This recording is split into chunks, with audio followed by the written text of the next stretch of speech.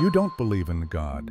You believe in optimization, or in the market, or in science as an all-purpose answer to questions it was not built to answer, or in authenticity as the highest value, the thing you will not compromise, the thing that makes you distinctly you, and not whatever lesser version of yourself you were before you understood it, or in therapy as the correct framework for all experience, or in the body, in diet as discipline, in sleep as sacred, in the protection of your physical envelope as the project that organizes your hours.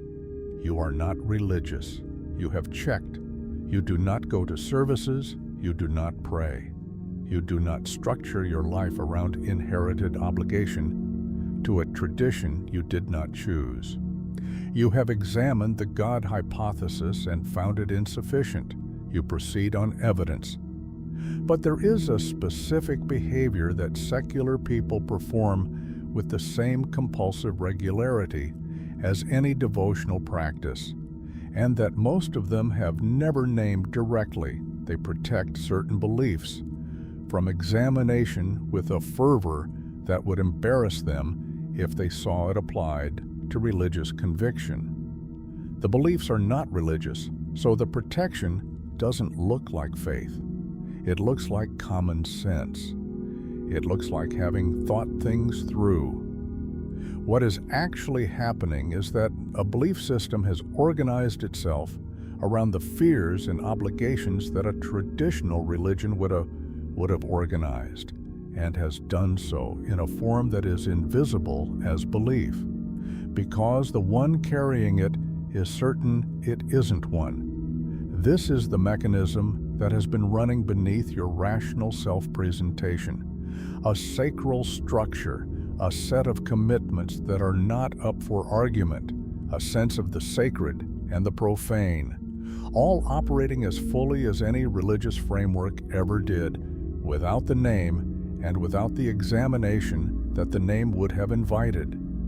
When you can see your belief system clearly, when you can name the things you treat as sacred, the fears your practice is organized around, the sense of obligation that makes certain choices feel impossible without a reason you can defend, something shifts. Not toward religion, toward the specific freedom that comes from knowing what is actually governing you, rather than being governed by something that presents itself as not governing you at all. That is what this script is about.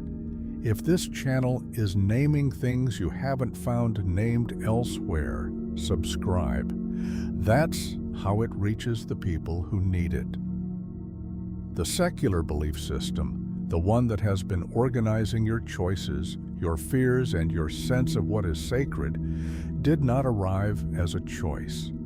It arrived the same way traditional religious belief arrived for most of the people who hold it, through immersion, through the accumulated weight of what the people around you treated as obvious, through the social environment you inhabited at the moment when your fundamental orientation toward the world was being formed.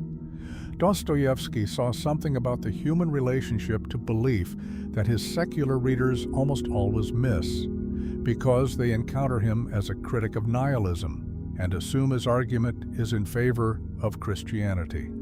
The argument is not in favor of Christianity. It is in favor of honesty about what a person actually lives by.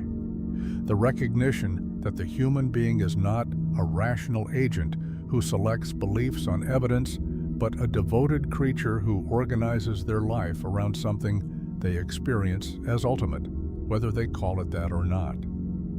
The underground man is not an atheist who has successfully freed himself from irrational commitment. He is a person whose irrational commitments are invisible to him precisely because they do not wear religious dress. The underground man in Dostoevsky's rendering believes himself to be above ordinary human delusion. He has seen through the pretenses of his colleagues. He has identified the mechanisms of self-deception in everyone around him. He is scathing about the ways people fool themselves, and he is, Throughout the entire monologue, the most thoroughly fooled person in the room, not because his analysis is wrong, but because the framework from which he performs the analysis is the one thing he has never subjected to analysis.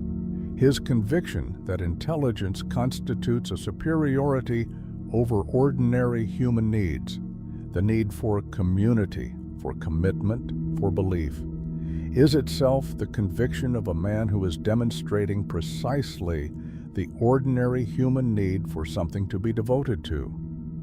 He is devoted to his own underground. He has made a religion of his disillusionment. This is what Dostoevsky shows in the novels again and again. That the person who has most emphatically rejected traditional religion is not the person who has freed themselves from religion structure. They are the person who has built the most elaborate alternative structure, often more demanding and more punishing than what they rejected, and who is least able to see it for what it is because they are operating from inside the conviction that they have moved beyond such things.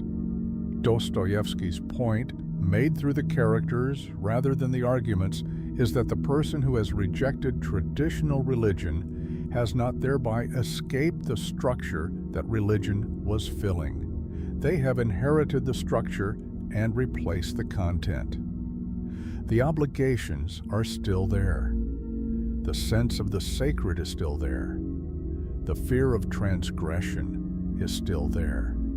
The difference is that these things now present themselves as preferences, as evidence-based conclusions, as the natural outputs of having thought carefully, and they are therefore far less available for examination than they would be if they arrived with the flag of religion attached. The secular person does not experience their belief system as a belief system. They experience it as reality. Now bring in Frankl, and the structure becomes visible with a different kind of precision. Frankl observed that the person who has no consciously chosen relationship with meaning does not thereby live without meaning. They live with a meaning that was assigned to them by their environment and that they experience as self-evident. The person who says, "I don't believe in meaning, I just try to be happy," has not escaped the meaning framework. They have adopted, wholesale and uncritically, the meaning framework of late consumer culture, which is pleasure and the absence of discomfort are the measures of a life well lived. This is a belief system. It has a specific conception of the good, a specific account of what is sacred, a specific set of obligations, and a specific account of what constitutes transgression. Most people who live inside this framework have never examined it as a framework. They experience it as common sense, as what any reasonable person would want once they had freed themselves from superstition. What they have actually done is trade one tradition's account of the sacred for another's. The content has changed. The structure has not. The structure, in both cases, is what the anthropologist Clifford Geertz identified as the defining feature of religious systems. They establish moods and motivations that feel so uniquely realistic that the particular way of life encoded in the system seems to its adherents to be not one way of organizing human experience, but the one that corresponds to what the world actually is. This is what your secular belief system is doing for you right now. It is making its particular account of what is worth doing, what is dangerous, what is sacred, what constitutes a life. It is making this account feel not like a perspective, but like perception, like reality. You think your values are conclusions you reached. They are premises you received. Apply this somewhere unexpected to the person who is deeply committed to the ideology of personal development. This person does not experience themselves as religious. They experience themselves as someone who takes their growth seriously, who has rejected the passive drift of ordinary life, who has committed to becoming the best version of themselves. They have a practice, morning routines, journaling, deliberate review of how they are spending their time. They have a community of people who share these values. They have texts they return to for guidance. They have a sense of what constitutes progress and what constitutes regression. They feel something close to guilt when they skip the practice. They feel something close to judgment toward people who do not share their commitment. This is a religious structure, not metaphorically, structurally. It has liturgy, the repeated practices that mark sacred time. It has scripture, the texts that organize the worldview. It has a community of the faithful. It has a soteriological structure, a story of salvation from one kind of self toward a better one. It has sin, the behavior that transgresses the framework's values. It has a God, in this case the future version of the self that the practice is designed to produce. The person who has built their life around this framework does not recognize it as religion because none of the individual components use religious vocabulary. But the structure, the way the components relate to each other, the emotional and motivational role they play, the specific quality of obligation and meaning they generate is indistinguishable from the structure of religious devotion. This is not a criticism of the practice. It is a description of the structure, and the description matters because the structure, when it is invisible as structure, exerts a force that cannot be examined. You cannot ask whether the God of the future self is actually worth the devotion if you cannot see that you are engaged in devotion. Nietzsche saw the shadow of the old God before most people saw the death of the God itself. What he saw in Beyond Good and Evil, in the gay science, in the aphorisms that are still being misread as simple atheism, is that the values the modern secular world inherited from Christianity were not abandoned along with the theological framework that generated them. They were retained, detached from their source, and experienced as universal truths.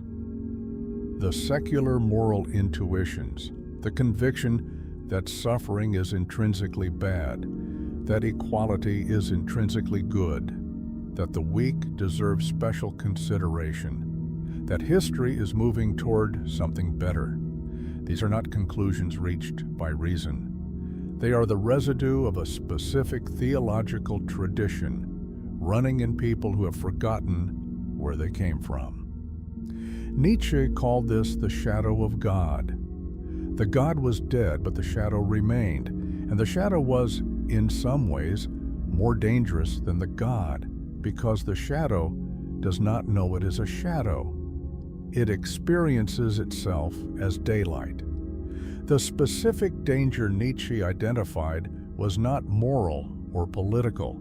It was psychological, the person who is living by a moral framework they have never examined, and who is convinced that they are not living by a moral framework at all, cannot respond intelligently to the moments when the framework fails them. They cannot update. They cannot revise. They have no mechanism for encountering the framework's failure because they have no framework for the framework. No second-order perspective from which the premises can be seen as premises rather than as facts about the world. The unexamined belief system is, in this specific sense, more rigid than an examined one, even if the examined one is more complex and harder to articulate. What Nietzsche wanted was not the abandonment of value. He wanted the honest revaluation of values that could only happen once the inherited framework was seen as inherited. The person who can say, "I hold this value," rather than "this is simply what is right," is already in a different relationship with their belief system than the person who has never made the distinction. The contemporary secular person is living in the shadow, not in the shadow of Christian theology specifically, though that is part of it in the Western context, in the shadow of whichever cultural framework organized the values they absorbed before they were capable of examining them. The environmentalism that is experienced as obvious moral duty, the therapy culture that has made psychological self-improvement a quasi-spiritual obligation, the wellness framework that has elevated the body to a site of sacred concern, the social justice framework that has generated a moral vocabulary with more structural similarity to religious discourse than its adherents typically recognize. None of these frameworks is false. All of them are frameworks operating with the full force of religious conviction in people who have no category for that recognition. William James, writing at the turn of the 20th century when this process was already well underway, observed that the religious instinct, the tendency to organize experience around something experienced as ultimate, does not disappear when the traditional vessels for it are removed. It migrates. It finds new vessels. And it fills them with the same quality of devotion, the same sense of the sacred and the profane, the same emotional architecture that traditional religion produced. James was more specific about what religion addresses than most of his contemporaries were willing to be.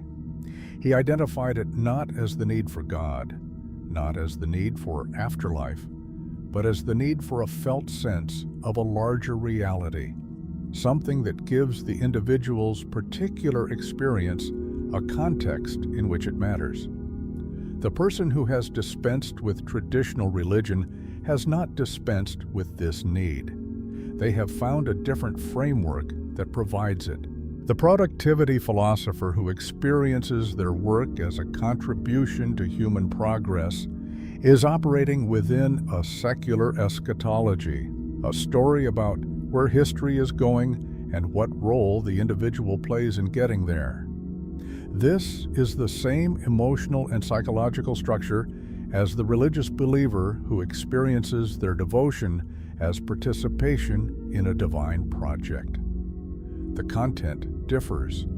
The structure, the felt sense of significance of being part of something that extends beyond the individual, is the same. James called this the will to believe, and he meant something more precise than optimism.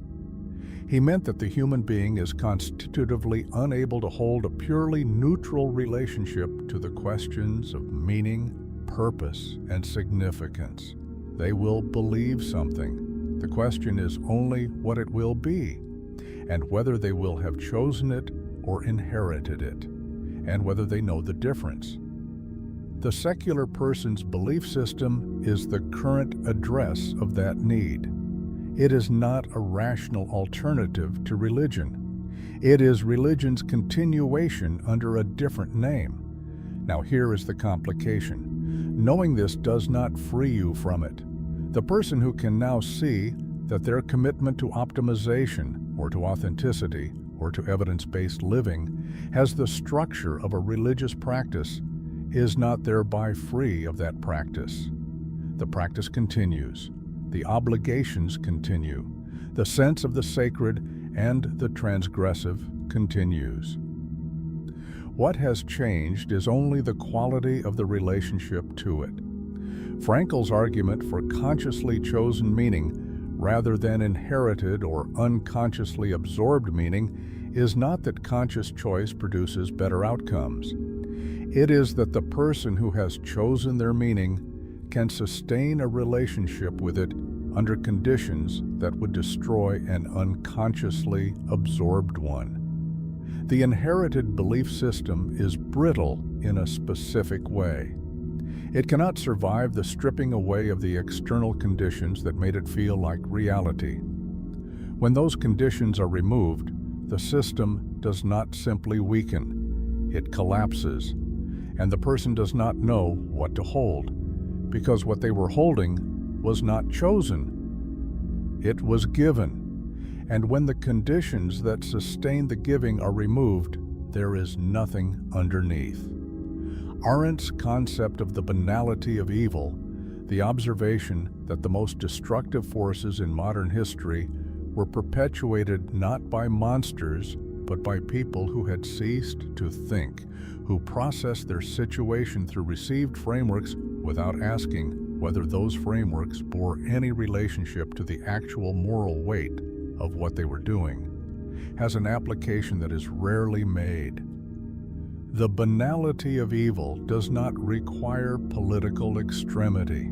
It is present anywhere a person is operating from a belief system they have never examined, producing effects they cannot evaluate because they have no perspective outside the framework.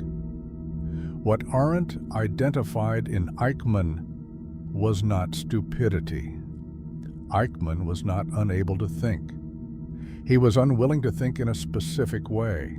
He was unwilling to think outside the categories that the system provided. He processed everything through the received framework, which told him who was significant, what constituted success, what the appropriate emotional responses were.